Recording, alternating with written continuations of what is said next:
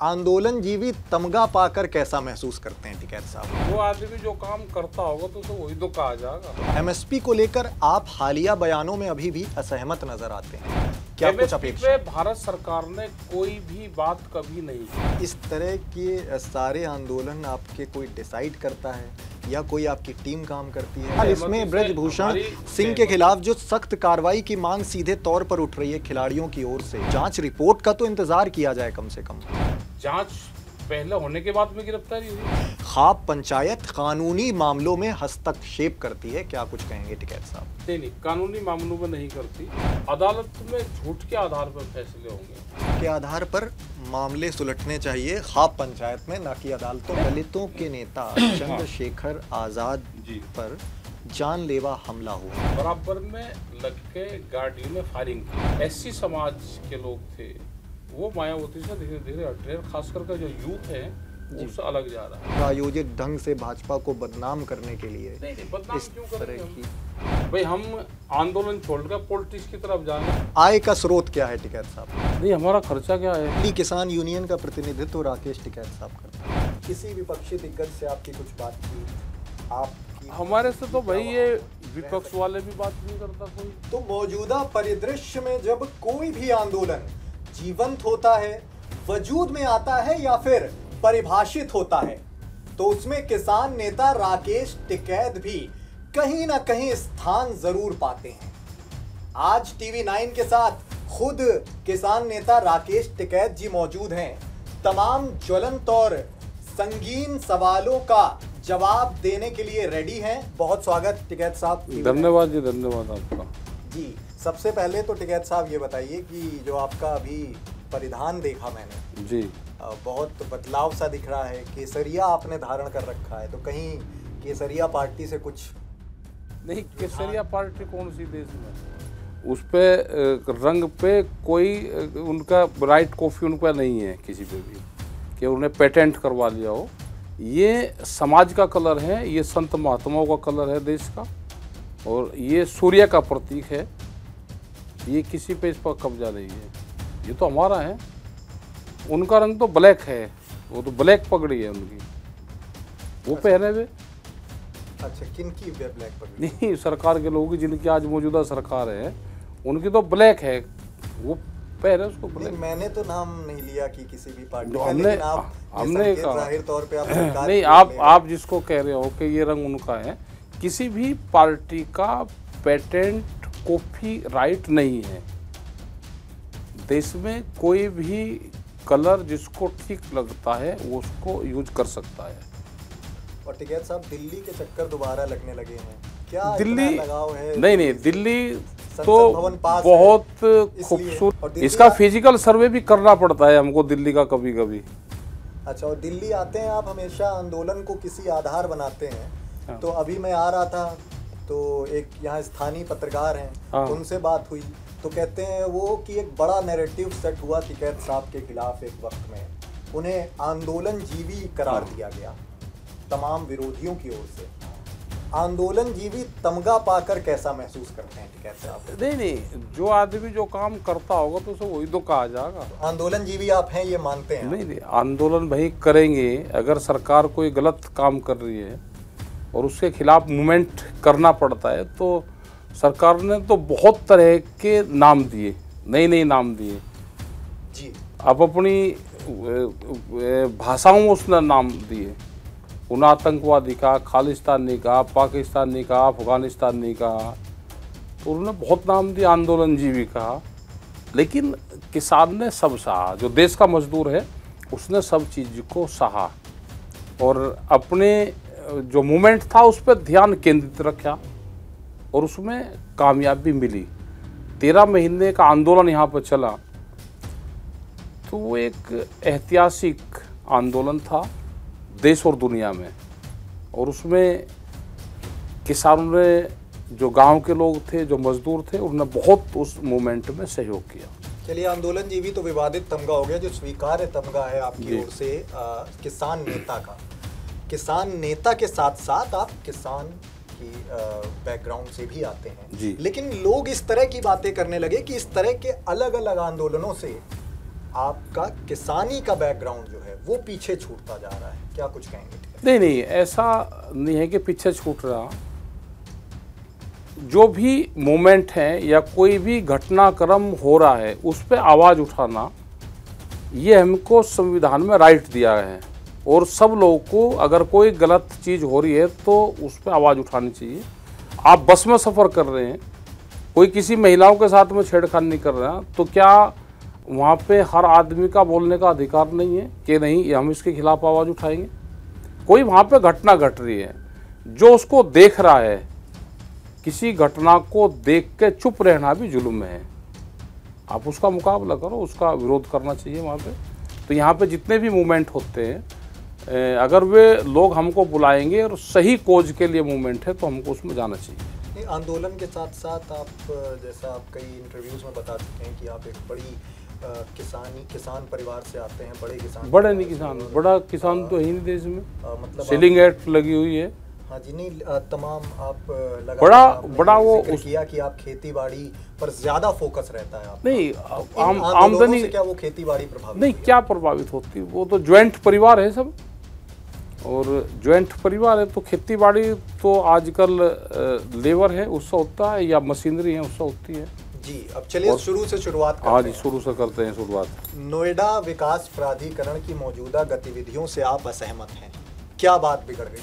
देखो, बहुत वे जमीन ले रहे हैं किसानों की। अभी एक जमीन जिस पे विवाद था ज़्यादा, वो जमीन उन्होंने ली, वह करीब करीब 350 करोड़ रुपए की प्रॉपर्टी है, वो ज़मीन है उन किसान की। उसका 10 लाख रुपए के आसपास मुआवजा बैठेगा। तो आप बता दो इंसाफ है क्या? उनकी 200 बीघे ज़मीन पहले नोएडा में गई, उनको कोई प्लॉट नहीं कोई दिया गया। वो 3.5-4 बीघे ज़मीन उनकी बची हुई है, वो प्राइम लोकेशन पे है। अगर वहाँ पे कोई उद्योग धंधे लगने हैं, कोई वहाँ पे बिल्डिंग बननी है, कोई मॉल बनना है, आप उन्हीं को बता दो ना। जो कोई कॉन्ट्रैक्टर होगा या कोई बिल्डर होगा, वे किसान ही बेच देंगे उसको। जो सरकार की पॉलिसी होगी कि यहाँ पे हमको होटल बनाना है, तो किसान से उसका कॉन्ट्रैक्ट करवा दो, बेच देगा उसको, आप बना लेना उसको। लेकिन सरकार खरीद देगी। एकदम से ये फैसला वजूद में आया, कुछ तो पहले से जानकारी? मतलब जो भी होगा, वे केस भी लड़े होंगे, हारे होंगे उसमें से। उनका रिहायशी मकान है, पहले इन किसानों की ज़मीन ने छीनी उन्होंने। अब पूरे नोएडा में, ग्रेटर नोएडा में जो रिहायशी मकान हैं उनको तोड़ा जा रहा है। 50-50 साल पुरानी बिल्डिंगों पे कब्जा करना चाहते हैं ये प्रॉपर्टी। अब उनके पास में एग्रीकल्चर लैंड नहीं है, लेकिन उनके घर वहाँ पे मौजूद हैं। उन घर को तोड़ के अब उनको घरों को बेचा जा रहा है कि महंगी ज़मीन होगी, आप नहीं रह सकते, आप तो 1 मंजिल के मकान में रहते हो, यहाँ तो मल्टी स्टोरी बिल्डिंग बनेगी 40 मंजिल की। नहीं, उनको मुआवजा देने की भी तो। हाँ, मुआवजा तो बता दो कि 350 करोड़ रुपया की वो प्रॉपर्टी है और उनको 10 लाख रुपए मुआवजा देंगे, हम काम नहीं कर रहे। अब आप बता दो भाई, 350 करोड़ ज़्यादा होता है या 10 लाख ज़्यादा होता है? क्योंकि हम ज़्यादा गणित में ये 350 करोड़ की प्रॉपर्टी और 10 लाख का मुआवजा, ये बात कहाँ से निकल कर आ गई? ये तो वहाँ से ही है, अथॉरिटी से ही।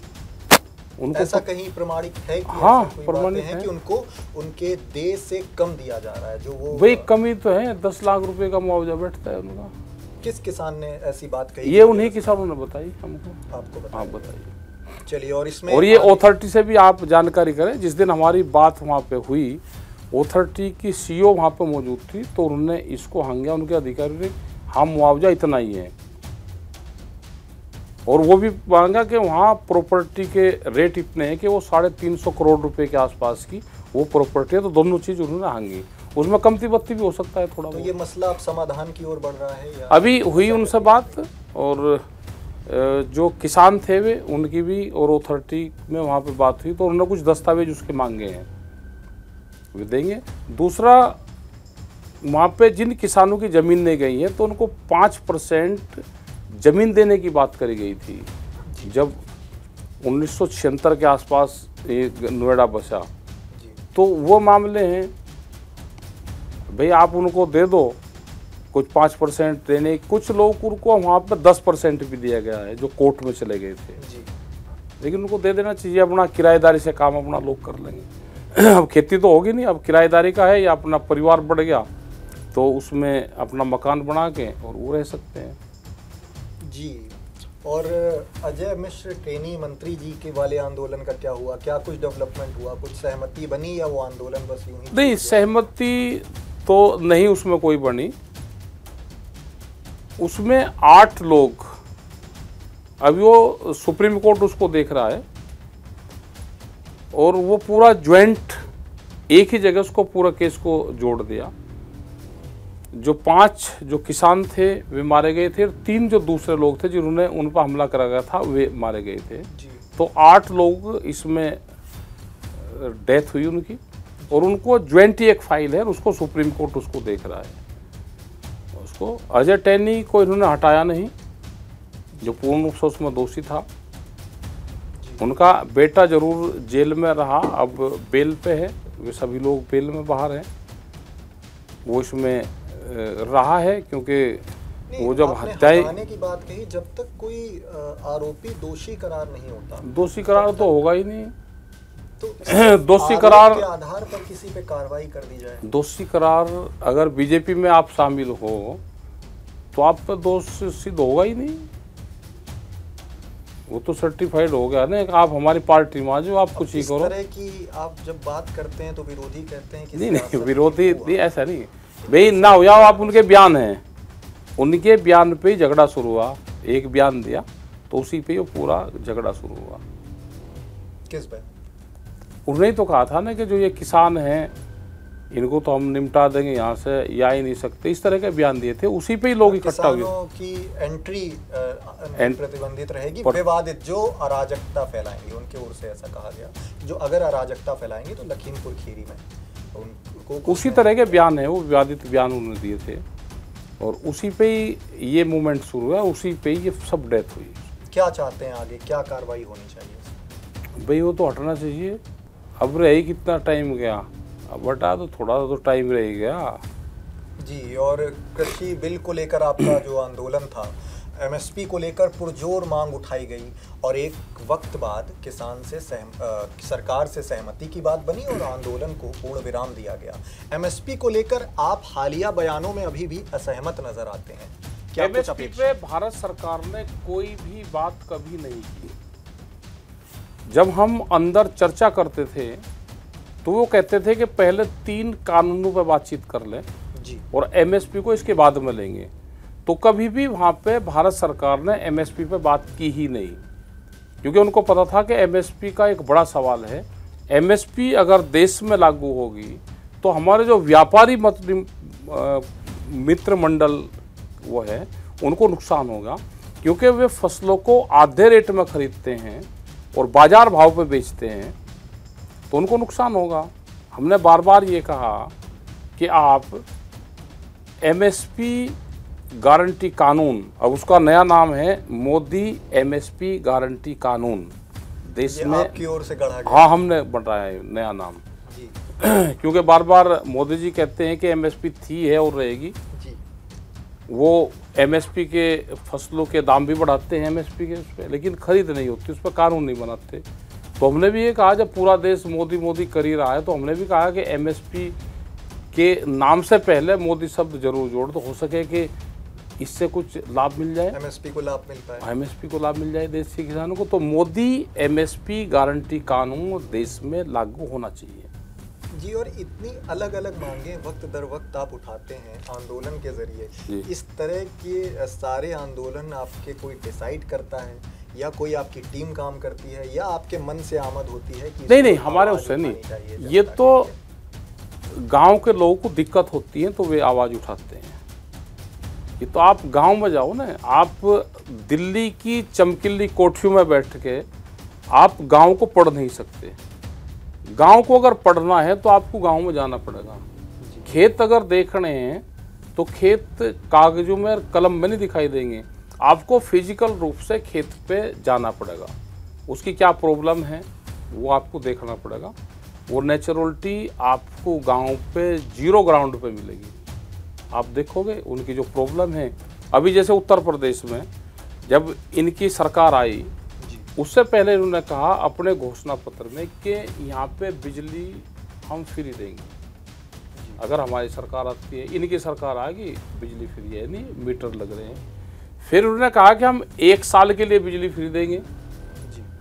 अभी लेटेस्ट, लेकिन बिजली अभी भी फ्री नहीं है, मीटर लग रहे हैं। मीटर में को बिजली फ्री कैसे आएगी, वो टेक्नोलॉजी हमारे को तो है नहीं। और दिल्ली में भी खूब फ्री बिजली बांटने की बात कही गई। हाँ, दिल्ली में तो कुछ शायद राहत दे रखी उन्होंने।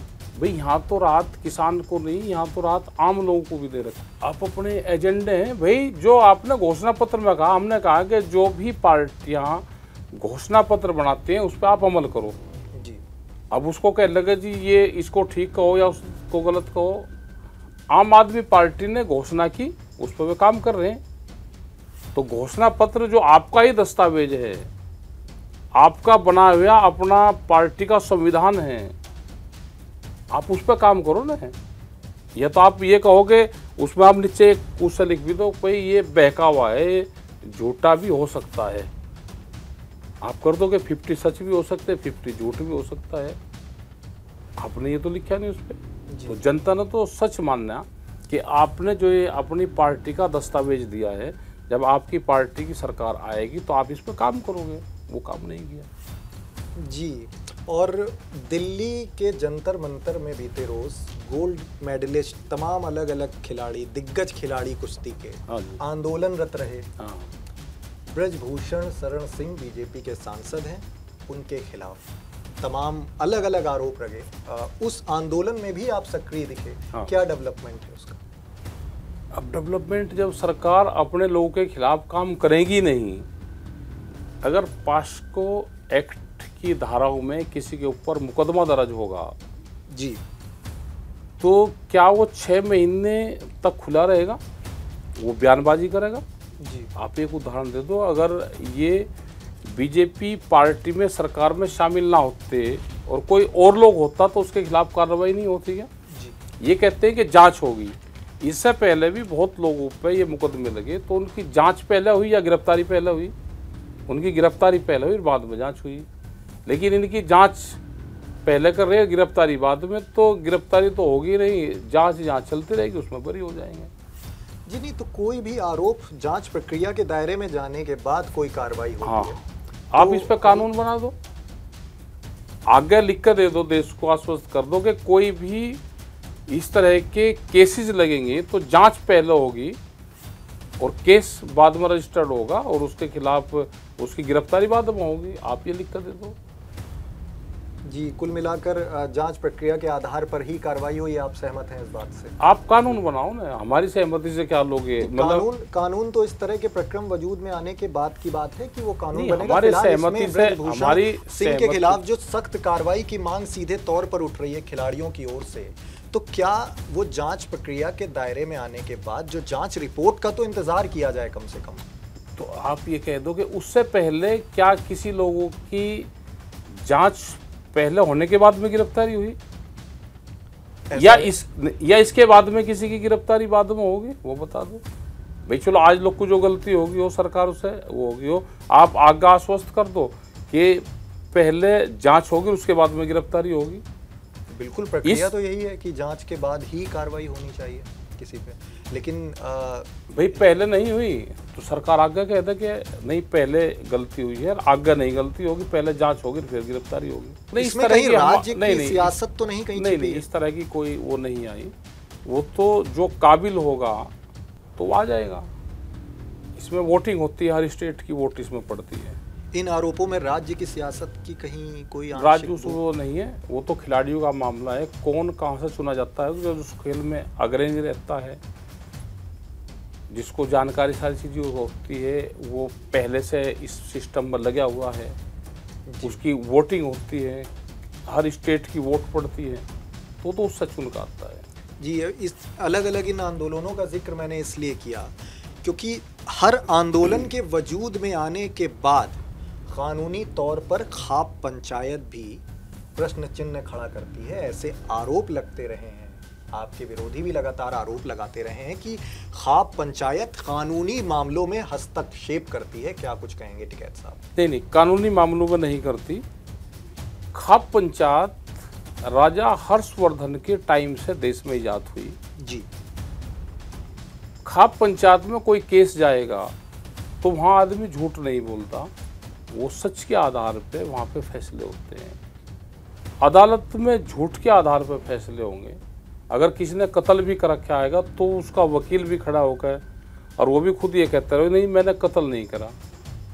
खाप पंचायत में अगर किसी ने कत्ल कराया तो सबको पता है इसने कराया, तो कहेगा हाँ मेरे से हुआ है ये। तो पंचायतें सच के आधार पर चलती है, अदालत झूठ के आधार पर चलते हैं, वहाँ अपना बचाव पक्ष आदमी रखता है।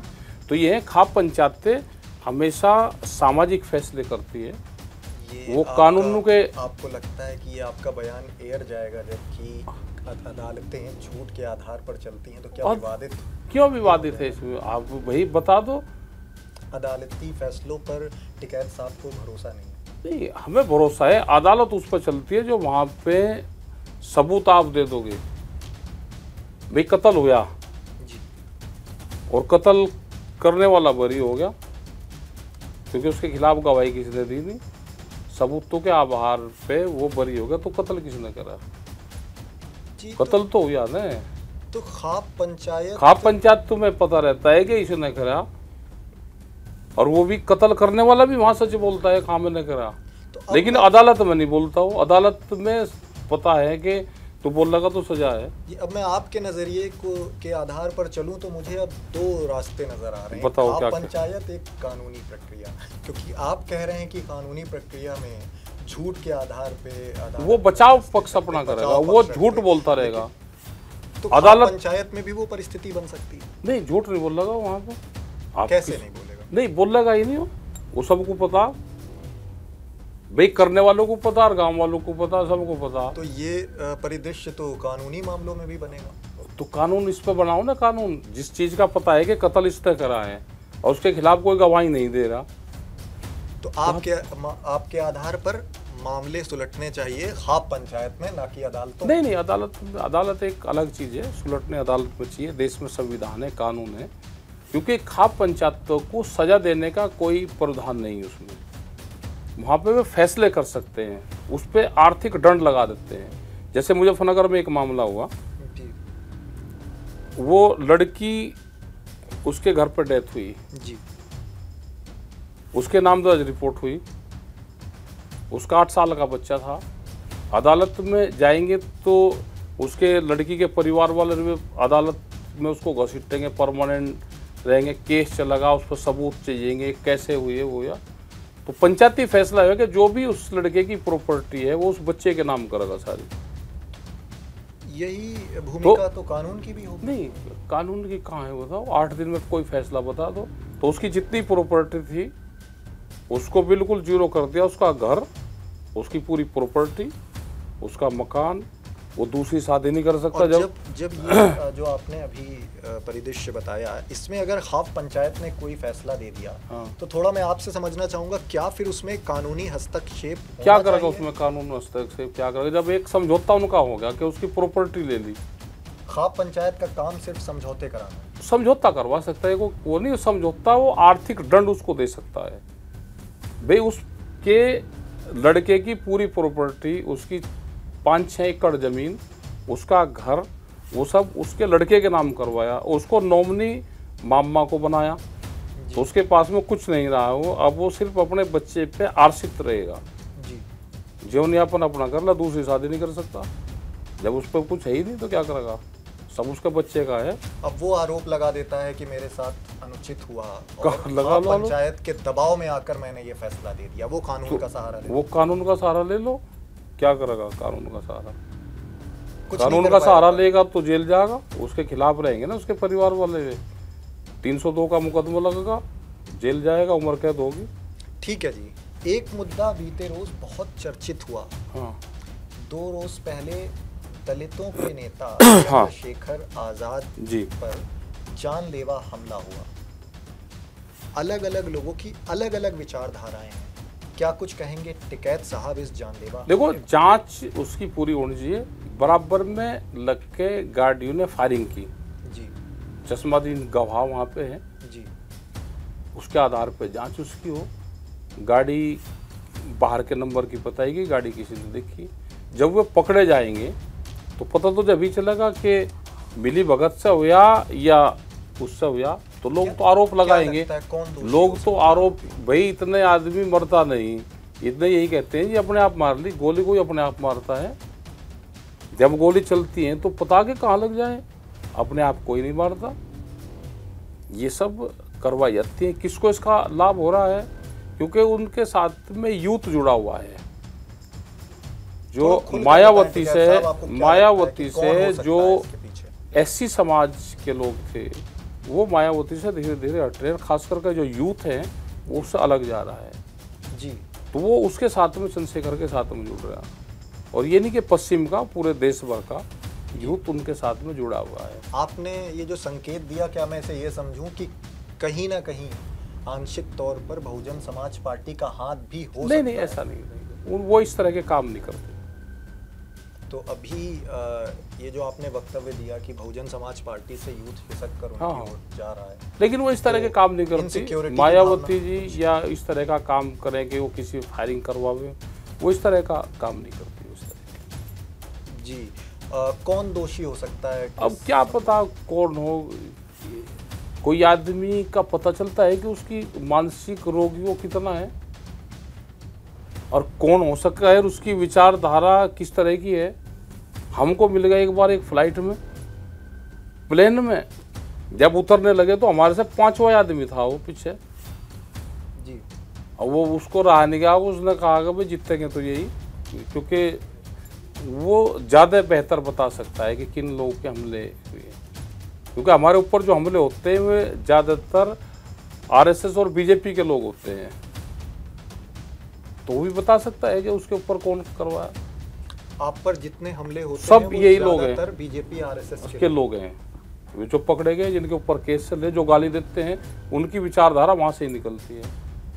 कोई पुष्ट प्रमाणित प्रमाणित रहते हैं कि ये आरएसएस से आई है। राजस्थान में 4 गाड़ियां तोड़ी, वे सारे उन्हीं के थे। कर्नाटक में हुआ तो 3-4 लोग वे उन्हीं के ही थे। कर्नाटक में बीजेपी के लोग थे। प्रेस कॉन्फ्रेंस में हमला किया उन्होंने सीधा, वे पकड़े गए, जेल गए, उन्हीं के लोग हैं। नहीं, उस मसले में जिसका आपने जिक्र किया उसमें तो ये बताया कि प्रायोजित ढंग से भाजपा को बदनाम करने के लिए। नहीं, बदनाम क्यों करेंगे हम? बातें कही गई सामने, वो विचारधारा है, वो प्रायोजित लोग। नहीं, वो एक विचारधारा है लोगों की कि उनके साथ में जुड़ गए कि हम उनके खिलाफ हैं।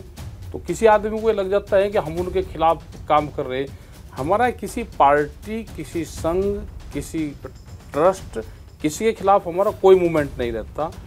हमारा रहता है कि जिसकी सरकार है, अगर वो पॉलिसी उसकी खराब होगी तो हमारा पॉलिसी के खिलाफ रहता है। हमारा छत्तीसगढ़ में मूवमेंट चल रहा है, छत्तीसगढ़ में तो इनकी सरकार है नहीं।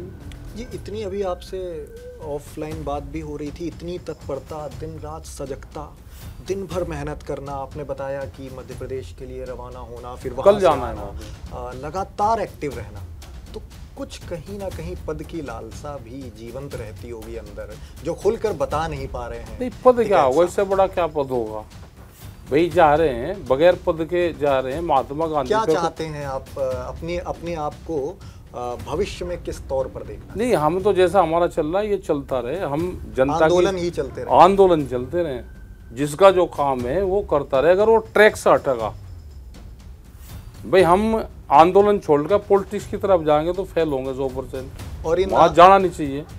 तो थोड़ा टिकैत साहब ये भी खुल के बताइए कि इन तमाम आंदोलनों में आजीविका का कुछ साधन भी जरूरी इसमें होता है। आंदोलन में लगता क्या है? आंदोलन में तो लगता ही कुछ नहीं भाई। यहाँ पे आगे आगामी पीढ़ी के लिए आप वो अपना काम करते रहेंगे। सब अपने काम करते हैं, अपना खेती बाड़ी करो, अपना काम धंधे करो। आय का स्रोत क्या है टिकैत साहब का? किसका? हमारा नहीं, हमारा खर्चा क्या है? आय का स्रोत तो जब बताओ हमारा खर्चा हो। एक दाल रोटी खाने में भी खर्चा आता है। नहीं, कहाँ में खर्चा बताओ, कहाँ पर है?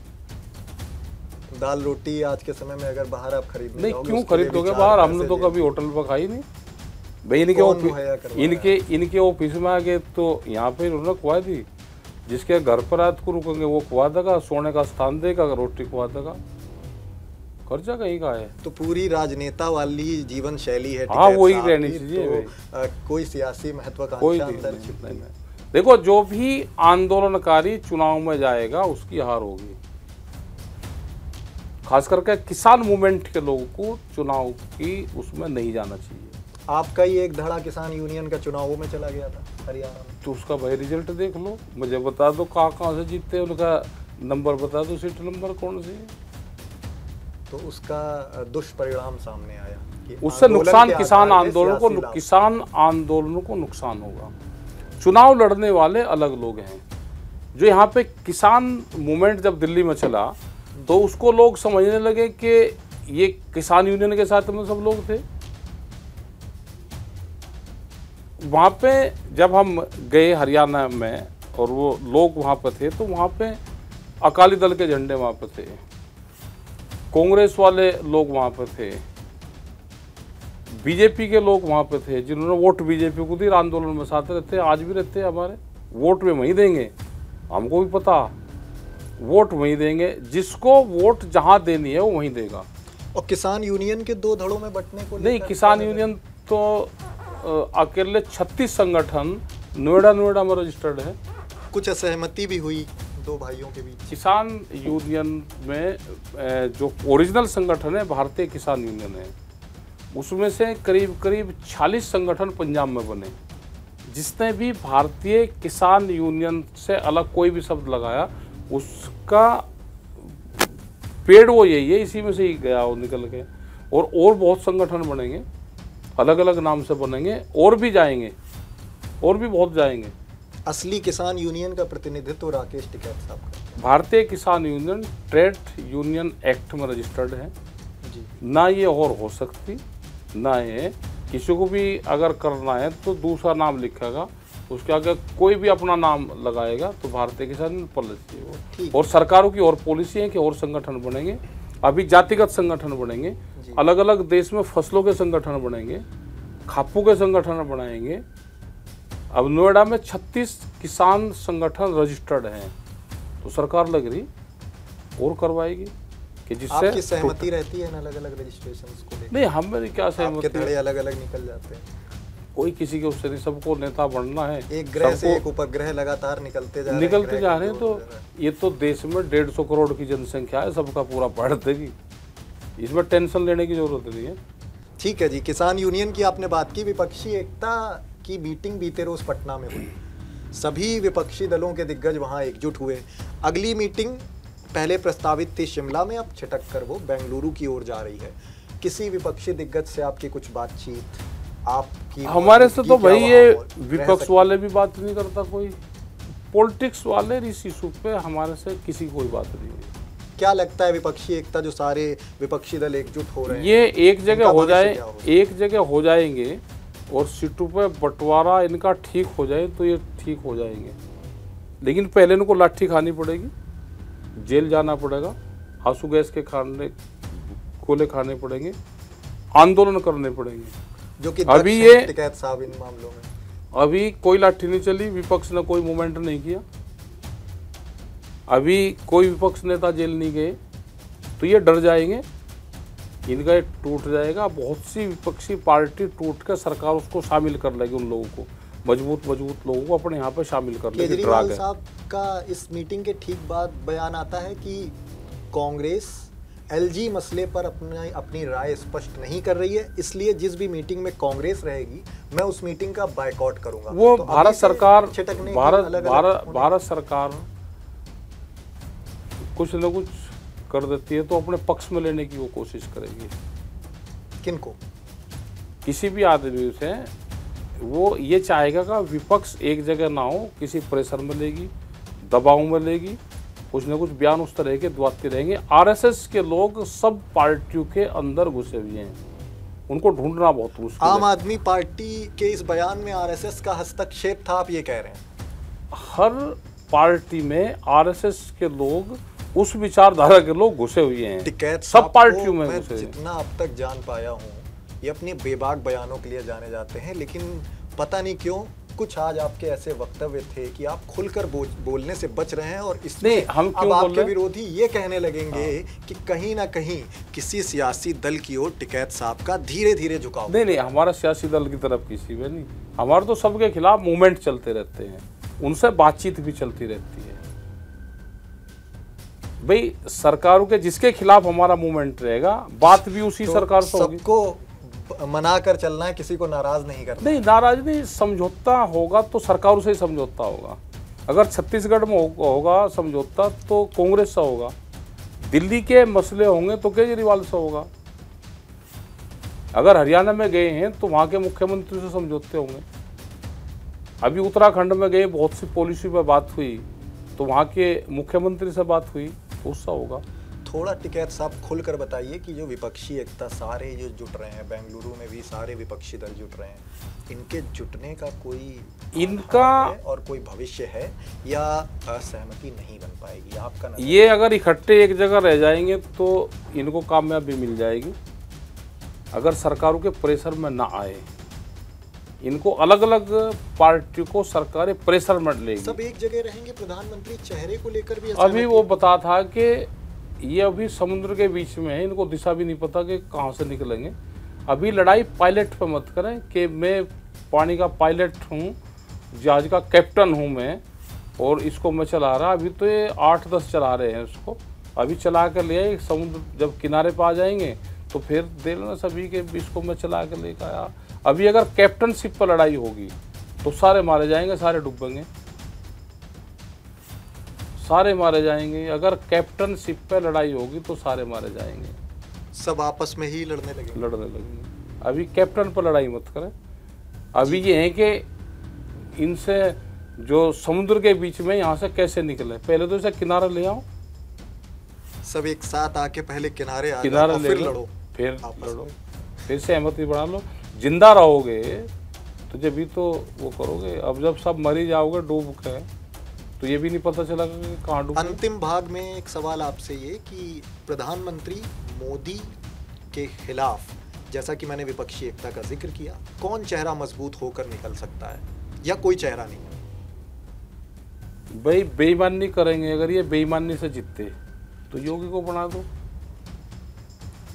नहीं, वो तो उनके खिलाफत में नहीं हुआ, वो तो उनके समर्थन में। खिलाफत ये उसका खामान दे दीजिए।